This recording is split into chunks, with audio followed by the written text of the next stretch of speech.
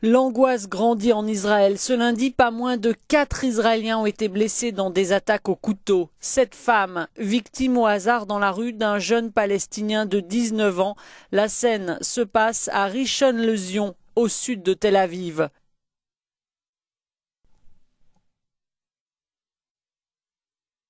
Le jeune homme, un peu plus tôt, a poignardé une personne près d'un bus.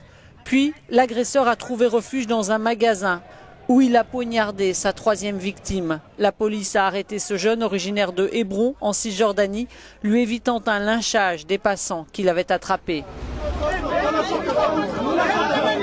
Un autre Palestinien de 22 ans de Tulkarem, dans le nord de la Cisjordanie, a à son tour poignardé et gravement blessé un Israélien âgé à Netanya, au nord de Tel Aviv, avant d'être neutralisé par les tirs d'un policier. On ne sait pas s'il a été tué.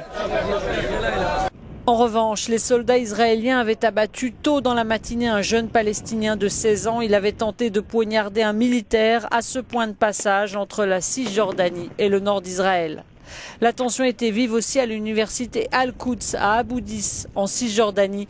Des étudiants palestiniens retranchés ont jeté des pierres aux gardes-frontières. Ces derniers ont tiré dans le campus. Mais dans cette flambée de violence, une voix se fait entendre, celle de l'ancien président israélien Shimon Peres. Israël doit mettre en œuvre la solution de 2 États pour lui-même. Il n'y a pas d'alternative. L'alternative à 2 États, c'est une guerre continue et personne ne peut maintenir une guerre pour toujours.